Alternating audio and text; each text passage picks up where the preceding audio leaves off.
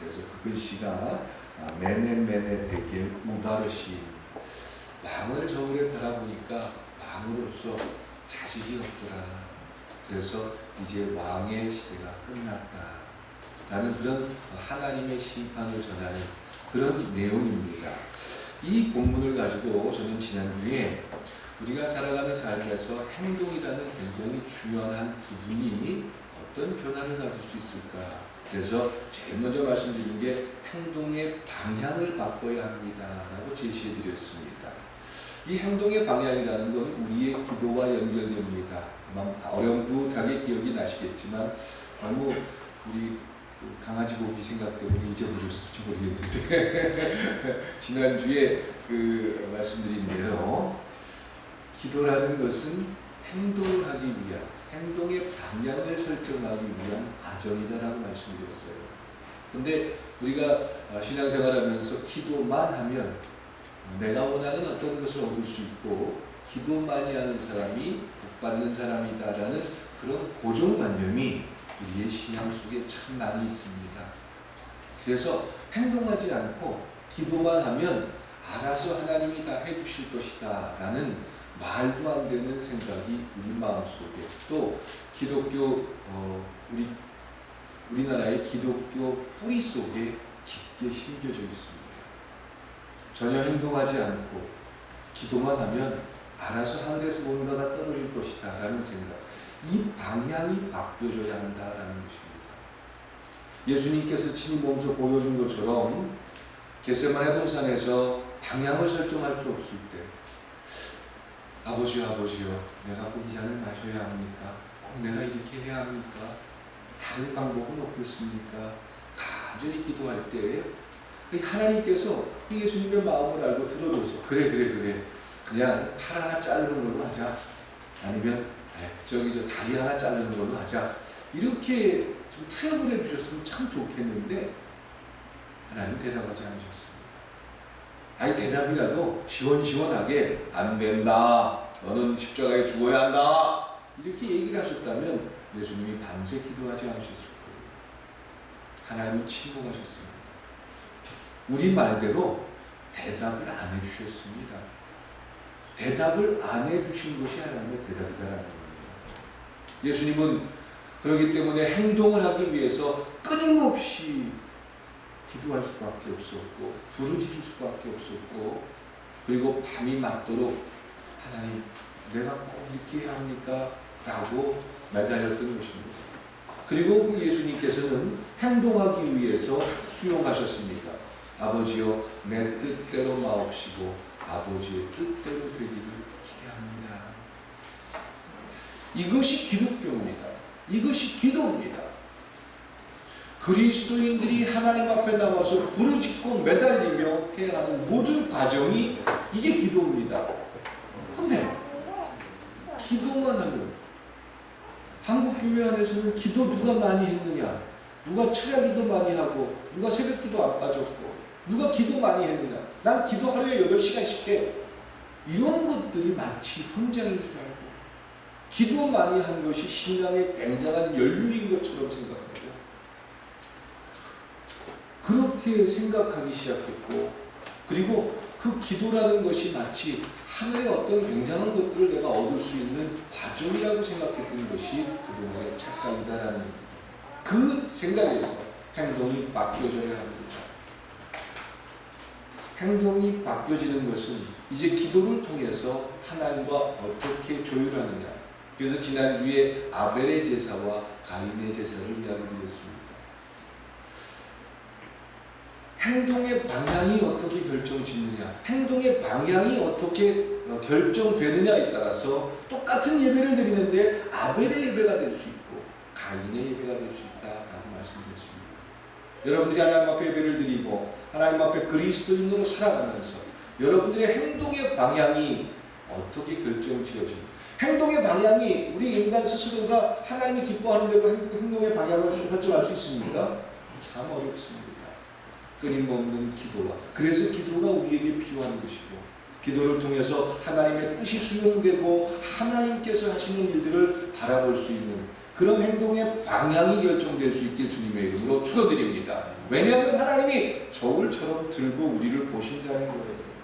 벨사살 왕을 저울에 달아보는 것처럼, 꿈이 있는 교회 지은 목사를 하나님이 끊임없이 저울에 달고 쳐다보는 것처럼, 여러분들 한 분 한 분에 대해서 하나님께서 저울에 달고, 그래 얘한테 맡겼다가는 되겠다, 이 정도쯤 되면 내가 축복해줘도 되겠다, 내가 한없이 좀 돈을 좀 부어주고 싶다, 이런 기준이 하나님 앞에 필요하다는 거예요. 그래서 기준이 뭐냐? 바로 오늘 연결됩니다. 행동의 범위를 바꿀 수 있길 주님의 이름으로 축원드립니다. 같이 한번 해봅니다. 행동의 범위를 바꾸십시오. 행동의 범위를 바꾸십시오. 다시 한번 합니다. 행동의 범위를 바꾸십시오. 행동의 범위를 바꾸십시오. 예. 세상을 살아가는 사람들은 만물의 환경이라는 것이 참 중요합니다. 어떤 환경에서 사느냐, 고기는 어떤 물에서 놀고 식물은 어떤 환경에서 자라느냐에 따라서 결과가 달라질 수 있습니다. 많은 교회들이 어려움을 당합니다. 그 어려움이라는 것은 여러 가지가 있을 수 있지만 복의 논리가 혼란스러워졌기 때문에 어려움을 당한다는 겁니다. 어떤 생각이냐 하면, 내가 예수 믿었잖아요, 나 교회 잘 다녔잖아요, 시키는 대로 기도도 많이 했잖아요, 봉사하라고 해서 봉사했잖아요, 헌금도 많이 냈잖아요. 근데 왜 어려워요? 근데 왜 잘 안 돼요? 근데 왜 돈 많이 못 벌어요? 과연 돈을 벌기 위해서 예배를 드리는 겁니까? 내가 원하는 무엇을 얻기 위해서 그리스도인이 되셨습니까? 이미 처음에 행동의 범위 자체가 잘못됐기 때문에, 그래서 어떤 선전하는 사람들이 나타나서 내가 교회 가서 기도 많이 했더니 하나님께서 내 사업을 축복해가지고 이렇게 부자 됐습니다, 이 얘기를 듣고, 야, 부자 되려면 기도 많이 하면 되는구나, 예배 잘 안 빠지고 드리면 되는구나, 부자를 되기 위해서 예배를 드렸다는 거죠. 부자 되고 싶어서 기도했다는 거죠. 행동의 범위가 제대로 갔습니까? 잘못 갔습니까? 우리 마음속에 깊게, 심지어 그런 얘기를 해왔던 분들은, 능력을 못 받아서 어렵다, 하나님의 일을 하는데 하나님이 축복하지 않아서 하나님의 일을 못하고 있다. 아니요, 하나님의 일은 부자가 되든 가난하든 상관없습니다. 대단한 능력이 있든 대단한 능력이 없든 하나님은 그 모양대로 사용하시는 줄 믿습니다. 하나님이 사용하는 게 암만 힘이 없으면 무슨 상관이 있어요? 암만 못났으면 무슨 상관이 있어요? 하나님이 쓰시는데, 그게 중요한 거지. 이 사람이 자격이 있네 없네, 그 세상적인 기준이고, 그 기준들 때문에 우리는 끊임없이 잘못된 판단을 하고, 이 사람이 은혜가 있네 없네, 이 사람이 능력이 있네 없네, 그런 우리의 잣대를 들이댄다는 거죠. 그 범위가 벗겨져야 합니다. 그 범위가 바뀌어야 합니다. 끊임없이 복의 논리 속에 갇혀있는 우리의 생각들. 그런다고 하나님께서 여러분들에게 복을 주지 않습니다, 이런 말씀이 드리는 게 아닙니다. 하나님은 복의 원천이신 줄 믿습니다. 하나님을 붙들 수 있길 축원드립니다. 복을 붙들고, 우리가 알고 있는 그 세상적인 재물과 건강, 내 소원, 이런 복을 붙들고 있으니까 하나님을 붙들 수가 없었던 겁니다. 그리고는 끊임없는 내 딜레마에 빠져서, 나 잘하고 있는데, 잘하긴 뭘 잘해요? 뭘 잘하고 있어요? 어떤 걸 잘하고 있어요? 다른 사람과 비교해서 좀 잘할 수 있어요. 그러나 하나님 앞에서, 하나님 나 잘하고 있잖아요, 예배 안 빠지고 예배 잘 드리고 있고 기도도 많이 하잖아요, 이렇게 하나님 앞에 이야기할 수 있는 사람이 있을까요? 없습니다. 근데 스스로가 생각할 때 나는 지금 잘하고 있잖아요 라는 그런 착각을 갖는다는, 행동의 범위가 잘못 설정됐기 때문에 그렇습니다. 70년대 80년대 수많은 부흥사들이 와가지고 엉뚱한 생각들을 심어놓고, 성경의 논리조차도 모르는 수많은 사람들이 엉뚱한 이야기를 하는 바람에 신앙의 범위, 행동의 범위가 착각되기 시작했습니다. 그래서 부자 되는 게 하나님 앞에 큰 축복받은 거라고 생각하고, 내가 원하는 거 이루는 것이 정말 이 땅에 하나님 앞에 신앙생활 잘하는 거라고 우리는 그동안 알고 있었다는 거죠. 예, 이 세상에는 두 가지 종류의, 두 부류의 사람이 있습니다. 한 부류는 자기에게는 굉장히 반대한데 타인에게 끊임없이 잣대를 들이대는 사람이 있습니다. 이건 행동의 범위가 너무나도 잘못되어 있고 자기 기준적이기 때문에 그렇습니다. 그런 사람들은 끊임없이 상처를 줍니다. 끊임없이 불편합니다. 자기가 잘못한 일들에 대해서는 굉장히 관대해요. 누가 얘기하면 금방 화를 내고, 아, 왜 그렇게 했어? 그러면 금방 화를 내고, 그리고는 대뜸, 그 정도는 좀 너그럽게 봐줄 수 있지 않아요? 자기가 잘못한 부분들에 대해서는 끊임없이 반대합니다. 근데 상대가 조그만 거라도 잘못하면 당신은 왜 그렇게 해야 돼요? 당신은 왜 그래요? 이러면서 끊임없이 자기 스스로에게 갇혀 있습니다. 혹시 나는 그렇지 않습니까? 내 생각에 갇혀서 남의 잘못은 조그만 것도 용납 안 해요. 근데 자기가 잘못한 것은 아무리 큰 거라도 괜찮아요. 뭐라 그러죠? 그럴 수? 살다 보면 그것도 그 다음에 하는 말이 뭐죠? 그것도 이해를 못한다. 그러니까 우리가 살아가면서 행동의 범위가 어디 있는지 가만히 보십시오. 우리가 하는 말들 가운데 그것도 이해 못해요? 살다 보면 그럴 수 있죠. 이런 말을 많이 한다면 지금 자기 스스로에게 갇혀 있는 겁니다. 이런 사람, 이런 모습은 행동의 범위가 자꾸 마치 당나귀 앞에다가 당근 하나 달아놓고, 그리고는 그 당근을 보면서 당나귀가 아무 생각 없이 걸어가게 하고 짐을 나르는 그런 것처럼 신앙의 논리 속에 갇혀가지고 복받아야 되는데 이런 생각에 갇혀있기 때문에, 행동의 범위가 갇혀있기 때문에 자기 자신에게는 끊임없이 인자해요. 자기가 잘못한 거는 그럴 수 있는 거예요.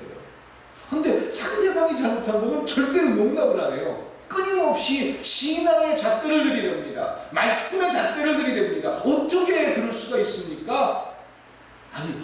정말 이해 못하겠네. 이해를 못하겠네. 이런 표현을 참 많이 합니다. 또 다른 부분이 이렇습니다. 그럴 수도 있겠네. 자기 자식에게는 끊임없이 잣대를 들이대서 왜 하나님 나는 이렇게 잘 못합니까? 이런 부분 때문에 아파하면서 다른 사람들이 잘못하고 나를 알고 수많은 사람들이 잘못한 부분들에 대해서는 그래 나도 그러는데 그럴 수 있겠지. 그래 저 사람들 오죽 죽겠어. 과연 누가 하나님을 알고 있는 자의 모습이겠습니까? 단순히 세상적인 기준과 세상의 삶의 어떤 방향을 설정해 드리는 것이 절대 아닙니다. 우리는 최소한 하나님을 믿는 사람이고 그리스도인이다라고 고백합니다. 그러면서 하나나라가 이 땅에 실현되기를 소망하는 사람들입니다. 그런데 어떨 때 보면 세상 사람들보다 더 작고 더 옹졸하고 더 자기 기준이 돼가지고 전혀 용납하려고 하지 않을 때가 참 많습니다. 행동의 범위가 갇혀있기 때문에 그렇습니다. 우리의 갇혀있는, 옛날에 저희 사모님분이 총각 때 결혼하기 전에 옆에다가 당나귀 씌워놓는 거, 그런 거 하나 해놔야 되는데 저한테. 제가 자꾸 딴 데 쳐다본다고. 나만 쳐다봐야 되는데. 우리는 신앙의 틀 속에서 갇혀버릴 수가 있다는 거죠. 그런데 이제 그런 우리의 갇혀버린 생각들, 갇혀버린 행동의 범위들, 이제 그것을 벗어나는 길은 딱 하나입니다. 어떻게 하면 벗어날 수 있을까요? 행동의 방향은 기도를 통해서 벗어날 수 있습니다. 그러면 행동의 범위를 넓힐 수 있는 길은 뭘까요? 교회 와서 봉사 많이 하면 된다고요? 헌금 많이 하면 된다고요? 아니요. 그런 것들은 자기의 훈장이 되기 때문에 오히려 역효과를 낼 수가 있어요. 누구보다 내가 봉사 많이 했는데, 누구보다. 그러면서 그렇게 많이 하면 할수록 뭐에 갇히죠? 자기 자신에게 또 갇혀요. 어떻게 하면 이 행동의 범위가 넓어질 수 있을까요? 한 틀에 갇혀서 그 잘못된 기준 때문에 끊임없이 상대에게 상처를 주는 사람들, 그들은 어떻게 하면 그 행동의 범위가 넓어질 수 있을까요? 오늘 본문에서 한번 찾아보십시오. 예, 하나님의 은혜가 있면서 하나님이 나를 보고 있다는 사실을 만나고 믿을 수 있길 축원드립니다. 하나님이 자로 재고 있다고 생각합니다. 아직은 좀 아닌 것 같아. 아직 준비가 안 됐네. 아직 주고 싶은데. 지금 열어주고 싶은데. 하나님이 그걸 보고 있다는 거야. 우리의 전체를 보고 있다는 거죠. 하나님을 정말 믿는다는 거예요. 단순히 예배 시간에 하나님을 믿거나 기도하면서 하나님께서 내 기도 들어줄 거라는 그런 추측을 하거나 이게 아니라 내 모든 삶, 내 입의 말, 내 마음의 생각, 이것조차도 하나님이 지금 보고 있다는 게 믿어지는 겁니다. 믿어진다는 것이요. 다윗은 그래서 이런 고백을 합니다.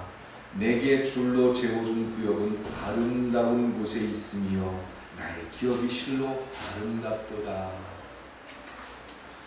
다윗은 하나님이 자기를 평가하고 하나님의 기준 속에 있다는 것을 알고 있었어요.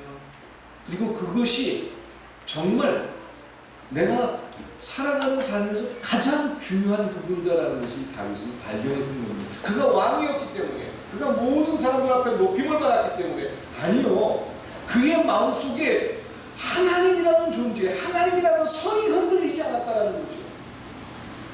하나님 앞에 나는 어떤 모습일까? 하나님이 평가할 때 나는 어떤 평가를 받을까? 과연 내가 이 정도 하나님이 날 용서해 주셨는데 나는 왜 이렇게 너그럽지 못할까? 이런 모습 속에서 끊임없이 그 제 자가 자기에게 있었다라는 겁니다. 예.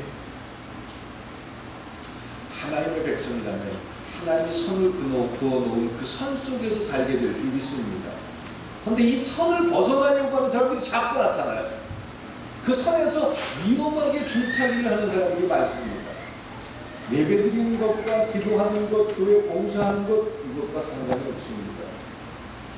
교회 잘 다니는 사람들도 이 선에서 추렁추렁하다가 쓰러지는 경우가 참 많습니다. 가룟 유다를 보십시오. 예수님의 수제자였습니다. 예수님이 돈을 맡겼던 사람입니다. 예수님에게 들어오는, 예수님도 선교 활동을 하려고 하다 보면 수많은 사람들이 지원이 필요하고 또한 그 일을 하다 보면 여러 가지 물질적인 것 필요한데 예수님에게 가져오는 수많은 돈을 관리하는 사람이 가룟 유다였어요. 예수님이 가장 믿었던 사람일 수 있습니다. 하나님이 놔뒀기 때문에 볼 수 있겠지요. 장로교적인 논리도 있고 관리교적인 논리도 있을 수 있지만 가룟 유다는 그 하나님이 선을 그어놓은 그 선 속에서 왔다 갔다 출렁출렁하다가 스스로가 하나님을 포기하고 말았습니다. 가룟 유다의 마음속에 하나님을 믿을 수 있는 믿음이 있었고 하나님의 평가와 하나님이 나를 어떻게 보실까를 생각할 수 있었다면 결코 예수님을 할 수는 없었을 것입니다. 아니, 시험을 이기지 못해서 예수님을 팔았다고 칩시다. 베드로도 예수님을 3번이나 부인했기 때문에 똑같은 예수님의 제자인데 베드로도 그 선에서 왔다 갔다 하다가 쓰러졌어요. 가룟 유다도 그 선에서 왔다 갔다 하다가 쓰러졌습니다. 근데 둘 다 쓰러졌지만 결과는 다릅니다. 하나님은 하나님으로부터 버림을 받았고 하나님은 그럼에도 불구하고 하나님 앞에 쓰임받는 자가 됐다는 거죠. 무엇 때문에? 행동의 범위가 달랐기 때문에 그렇습니다. 하나님이 알고 계시답니다. 그렇기 때문에 베드로는 끊임없이 예수님이 찾아왔을 때도 숨을 수밖에 없었고 예수님이 베드로를 부르는데도 그는 물고기를 잡으면서 눈물을 흘리면서 예수님 앞에 감히 나타날 수 없었습니다. 처음 베드로를 만날 때처럼 물고기를 구우면서 예수님이 기다릴 때 베드로는 예수님에게 달려갑니다. 안하시오. 내가 나를 사랑하느냐? 베드로를 이야기합니다. 내가 예수님을 사랑하는 예수님이 아십니다. 그래, 알지. 한 번만 물어봐도 덜 아플 텐데 몇 번 물어보죠? 세 번을 물어봅니다. 세 번을 물어보는 순간에 아마 제가 베드로였다면 무릎을 꿇고 펑펑 울었을 겁니다. 왜 세 번 물어보는지 알았기 때문에. 예수님은 용서해 주시기 위해서 물어보셨습니다. 더 이상 네가 쓰러진 그 행동의 범위에서 벗어나도 돼. 이제 더 이상 그것이 너를 지배하게 하지 마. 그리고는 베드로를 용서해 주신 겁니다. 행동의 범위가 하나님이 알고 계시다는 놀라운 그 사실 때문에 베드로가 이제 나 용서받았으니까 나 이제 괜찮아! 그러면서 우리처럼 신앙의 착각 속에 살고 있었습니까? 아니요. 베드로는 예수님을 만나는 것조차 두려워서 예수님을 부활했다는 이야기를 듣고도 그 앞에 찾아가지 못한 사람이 베드로입니다. 우리는 교회 다니면서 하나님 앞에 나와 회개 기도합니다. 회개 기도했으니까 내가 어떤 잘못을 해도 나 이제 용서받았어. 그리고는 내 잘못을 지적하는 사람을 향해서 뭐라고 그러죠? 하나님이 용서해 주는데 당신이 뭐야? 나 회개해서 용서받았어. 내가 뭘 잘못했다고? 나 이미 용서받았는데. 이런 적반하장의 모습을 봤습니다. 그게 바로 밀량이라는 영화 속에서 나타난 그 어처구니 없는 살인을 하고도 부끄러워할 줄 모르는 원장의 모습입니다. 행동의 범위가 잘못됐기 때문에 그렇습니다. 가룟 유다가 행동의 범위를 잘못 가졌을 때 그는 하나님을 믿을 수가 없었습니다. 하나님이 심판하고 평가한다는 기준을 그는 믿을 수가 없었습니다. 단지 자기의 양심이 고통스러웠던 겁니다. 그리고는 스스로 결정합니다. 그렇게 좋은 선생님을 내가 죽게 했습니다. 나는 내 자신 스스로가 용서할 수가 없어. 행동의 범위가 하나님이 없는 생각을 하기 때문에 내 스스로가 나를 평가하고 판단하면서 스스로 목을 맬 수밖에 없는 것입니다. 여러분들은 여러분들의 삶에서 어떤 행동의 범위를 가지고 계십니까? 하나님이 여러분들을 보고 있다는 놀라운 사실, 하나님이 여러분들을 평가하고 있다는 사실, 그것이 여러분들의 행동의 범위를 결정짓는 기준이 될 수 있길 축원드립니다. 누구보다 난 잘해, 난 저 사람보다 잘해, 이거 내 기준이에요. 아까 두 부류의 사람들을 이야기할 때 첫 번째 사람에 속하는 거예요. 하나님 앞에 내가 어떤 이것이 여러분들의 행동의 범위가 될 수 있길 소망합니다. 세 번째로 행동의 목적이 바꾸어질 수 있길 축원드립니다. 목적, 영어로 하면 오브젝트지요. 어떤 행동을 하는데 목적 없이 하는 행동은 없습니다. 이유가 있죠. 집에 왔는데 부인이 밥도 안 차려주고 그리고 틱틱거리고 퉁퉁거리고 그래요. 그러면 그렇게 행동하는 이유가 있어요, 없어요? 원래부터 그런 사람이 있어요, 없어요? 분명한 사람이 원래부터 그래? 안 그러죠? 뭔가 이유가 있으니까 그렇죠? 그리고 그렇게 함으로써 내가 원하는 행동을 나타내는 것입니다. 이게 의미 없는 행동이라는 것이 인간에게 없습니다. 그런데 미련한 남편들은 그걸 알아야 몰라요. 좀 알아서 좀 청소도 해주고 그러면 좋은데 그것도 모르고 왜 말 안 차려와! 이러면서 오히려 큰 소리 쳐가지고 둘이서 싸우는 경우가 있습니까? 없습니까? 참 많습니다. 목적 없는 행동은 없습니다. 그런데 행동에는 뚜렷한 목표가 있으며 분명한 의도가 있어야 하는 것이 하나님을 아는 자들의 모습이에요. 그냥 하루하루 불타는 금요일이라고 그냥 나가서 밤새도록 먹고 마시는 것이 삶의 목적이 되어서는 안 됩니다.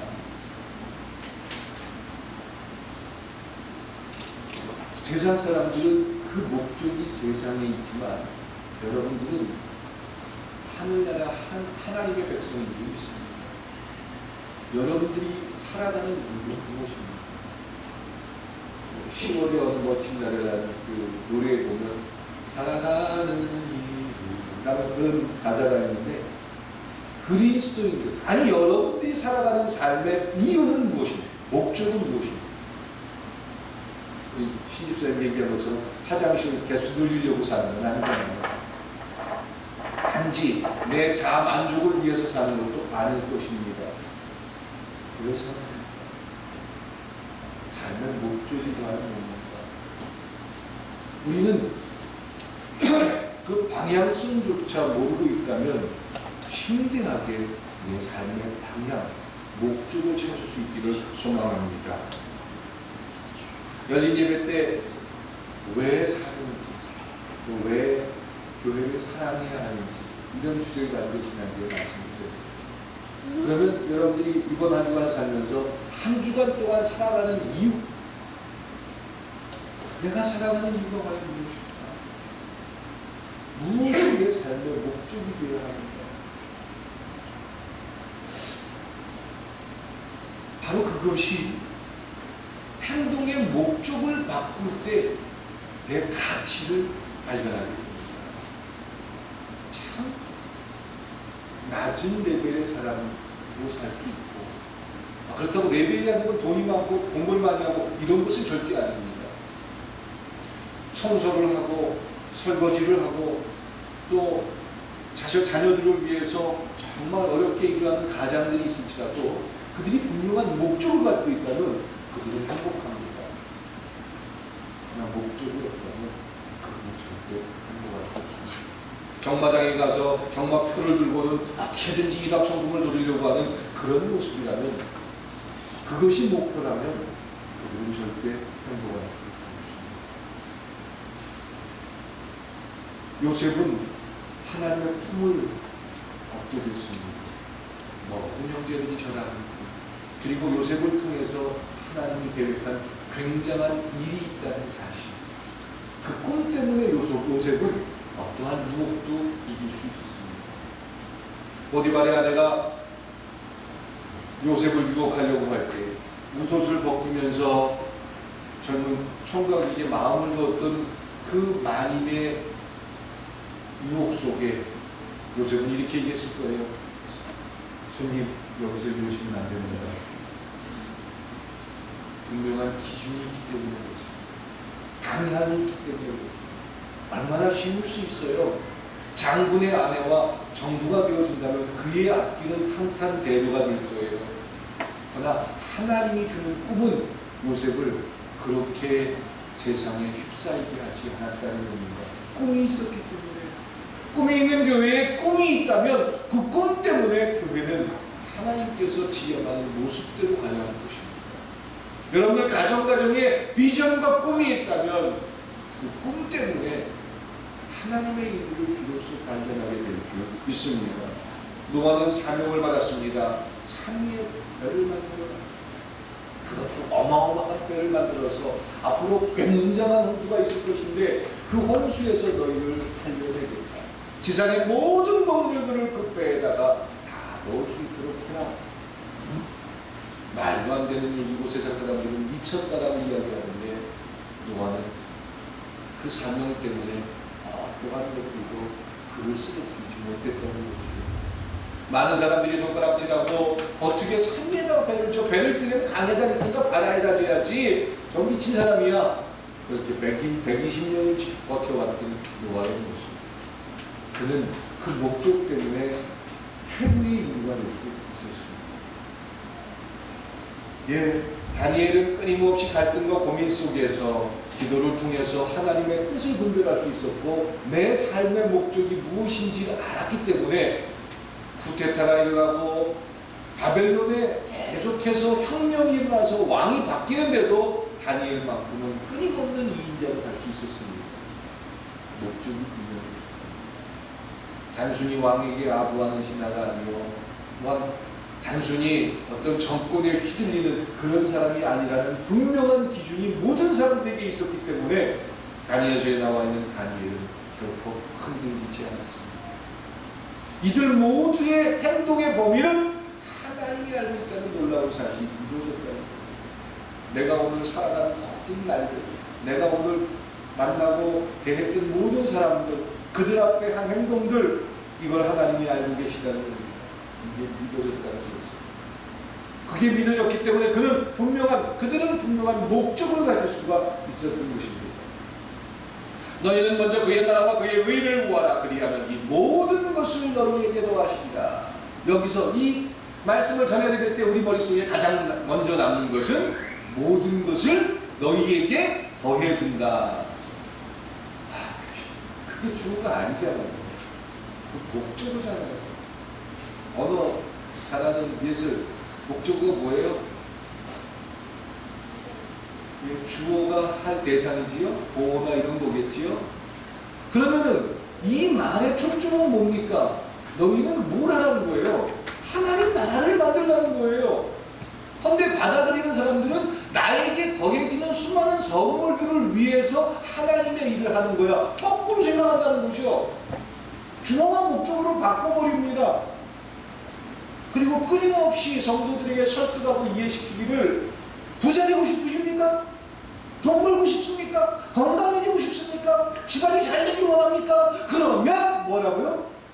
교회를 위해서 충성하고 하나님 나라를 위해서 헌신하십시오. 이거 제대로 된 거예요. 억지로 거꾸로 만든 거예요. 거꾸로 만든 거예요. 그런데 이런 생각들에 갇혀버리다 보니까 우리가 이 말씀을 읽어도 너희는 먼저 그의 나라와 그의 의를 구하라 그리하면 이 모든 것을 너희에게 더하시리라. 이 말씀을 딱 들을 때 가장 우리에게 스파크처럼 다가오는 건 모든 걸 더해준대요.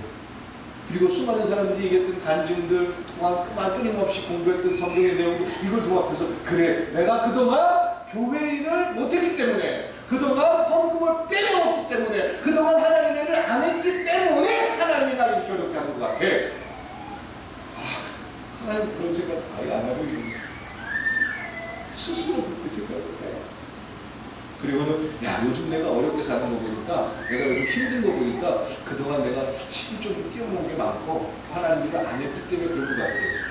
이거 하나님 주는 생각이에요. 스스로가 그런 생각에 갇혀서 방향도 잃은 채 내 목적을 위해서 무언가 타협하는 거예요. 우리의 행동을 보니까 너무 쉽지요? 쉽죠? 그게 우리의 모습이더라고요. 예수님께서 이야기하시는 이 내용은 분명한 삶의 목적이 무엇인지 알라는 겁니다. 너희는 먼저 그의 나라와 그의 의를 구하라. 그리고 나서 하나님이 무엇을 어떻게 하는지 이제 평가하고 판단하라. 요셉이 불행했을까요? 노아가 불행했을까요? 다니엘이 불행했을까요? 아니요. 그들은 정말 행복했습니다. 그래서 이런 과정이 있었구나. 그래서 하나님이 나를 여기까지 몰아넣으셨구나. 그래서 내가 이렇게 살 수밖에 없었구나. 이것을 보게 되는 순간 여러분들의 삶에 새로운 방향이 오십니다. 목적을 알게 된다고요. 그래서 나를 여기에 보내셨구나. 이것을 알게 될 때 여러분들은 비전을 알게 됩니다. 방향을 알게 된다는 것입니다. 예. 그리스도인들은 가정에서, 교회에서, 사회에서 그 행동의 목적이 분명해야 합니다. 그게 그리스도인이에요. 목적이 없는 건 그리스도인이 아니에요. 사명은 없는 거예요. 그리스도인은요, 교회 나오는 게 그리스도인이 아니에요. 누구보다 기도 많이 하는 게 그리스도인이 아니에요. 성경을 많이 한다고 그리스도인이 아니에요. 암만 그거 많이 하면 뭐예요? 내 삶의 방향이 없다는 거예요. 내 삶의 방향과 목적이 오로지 세상적인 기준이라면 그건 종교인에 불과해요. 나는 왜 그리스도인입니까? 그리스도인의 목적을 아는 사람은 주부가 무엇을 해야 할지 압니다. 남편이 어떻게 내가 살아야 할지 안다는 거죠. 목적이 분명히 설정돼서 그 하나님 앞에 내가 어떤 평가를 받게 되죠. 벨사살 왕 보세요. 이방의 왕이에요. 바벨론의 왕이에요. 이스라엘의 아하방이나 이스라엘 유대인의 왕이라면 내가 이해라도 하겠어요. 그런데 그것도 이스라엘을 침략했던 그런 나라의 왕이에요. 이스라엘과 적국이에요. 그런 왕조차도 하나님께서는 평가하고 있다는 겁니다. 단순히 예루살렘의 성전과 기병을 가져다가 그걸 가지고 숟가락 마셨고 그래가지고 이놈 하면서 혼내려고 한 게 아니에요. 하나님은 모든 인류, 모든 사람들을 평가하고 있다.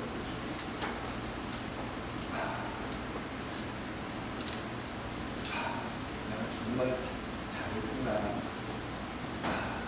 정말 너무 소중합니다. 조금만 기다려봐. 조금만 기다려봐. 이런 하나님의 평가와 판단이 여러분들의 가정, 여러분들의 기업, 여러분들의 삶에 나타날 수 있게 축원드립니다. 이제 우리가 가지고 있는 행동을 바꿀 수 있길 축원드립니다. 뭐 여기 행동 바꾸라는 거, 담배 피는 사람이 담배 끊고 이런 게 아니에요. 행동 바꾸라고 하니까 그냥 그런 것들만 끄집어내가지고 엉뚱한 식으로 갖다 붙이는 그런 게 아니라 정말 방향이 무엇이지? 내가 행동하는 행동의 방향이 무엇이지? 내 행동의 범위는 어떻게 되어 있는지, 내 행동의 목적이 무엇인지, 그것이 하나님 안에서 온전히 설정이 돼서 하나님 나라를 만들어가는 여러분들의 삶이 될 수 있기를 주님의 이름으로 축원드립니다. 기도드리시겠습니다. 사랑과 은혜의 하나님, 단순히 잠 많이 자던 사람이 잠을 줄이고 또 남을 욕하던 사람이 욕을 안 했기 때문에 나는 행동이 바뀌었어. 그리고 나는 이제부터 그리스도인다워. 늘 하나님 앞에 예배를 잘 못 드리던 사람이 요즘 예배 잘 드리니까 나는 하나님 앞에 온전한 모습이야. 이런 잘못된 기준들이 내 생각에서 버려질 수 있기를 소망합니다. 하나님의 벨사살 왕을 평가하신 것처럼 우리의 모든 것들을 달아보시고 평가하시는 줄 믿습니다. 행동의 범위를 바꿀 수 있기를 소망합니다. 행동의 방향이 바꿔지기를 고민합니다. 행동의 목적을 발견해서 그 하나님께서 나를 세우신 이유, 하나님께서 우리에게 축복하신 이유, 하나님께서 우리에게 허락하신 모든 이유들을 우리의 삶에서 만나고 발견해서 요셉처럼 살기를 소망합니다. 다윗처럼 쓰임받기를 기대합니다. 다니엘처럼 멋지게 이 땅 가운데 그리스도인임을 자랑할 수 있기를 소망합니다. 노아처럼 하나님의 멋진 자녀가 되기를 기대합니다. 우리 꿈이 있는 교회 성도들이 한 주간 살아가면서 그 하나님의 놀라운 일들을 만나고 체험하는 그들의 삶이 되게 하여 주시옵소서. 예수님의 이름으로 기도드렸습니다. 찬송